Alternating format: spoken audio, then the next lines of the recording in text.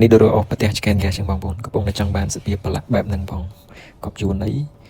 ម៉ូតូប្អូនគាត់ទៅឡើងមកពីខេត្តវិញតោះចឹងយើងចាំមើលលទ្ធផលបន្ទាប់ពីលាងនៅtrongវីដេអូទាំងអស់គ្នាហើយការលាងខ្ញុំអត់មានទៅអីទេតែខ្ញុំឈរតែបាញ់យកបាញ់តែសាប៊ូហើយបាញ់ទឹកយកមកសម្រាប់ការលាងម៉ូតូនេះគឺខ្ញុំប្រើឈុតដែលជា favorite នេះ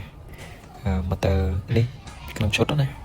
80រៀលជាងចឹងបងប្អូនហើយកម្លាំងរបស់វាគឺ2500សម្ពាធរបស់វា180បា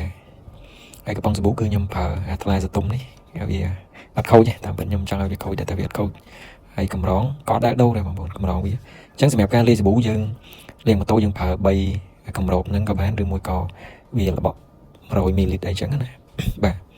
អញ្ចឹងយើងដុតភ្លើងទៅហើយបញ្ឆេះម៉ាស៊ីនបិទនៅសារយើង connect ទឹកអីហើយរួចអស់ហើយបាទតោះ power on ហ្នឹងហើយបាទនេះយើងសម្រាប់បងប្អូនដែលគាត់អត់ដឹងណាយើងសាប៊ូមួយទឹក3បងប្អូនបាទសាប៊ូមួយទឹក3អញ្ចឹង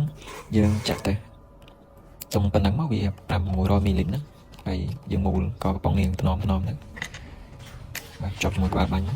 ដោយសារប្រភេទសុងវាយើងបាច់ចាំប្រឡត់ក៏បានតែប្រភេទសុងនេះណុកសុងតរីយ៉ូអូខេបបិលមួយដើម្បីឲ្យវាระบายចូលគ្នារវាងទឹកនិងសាប៊ូណាតោះអូខេ let's go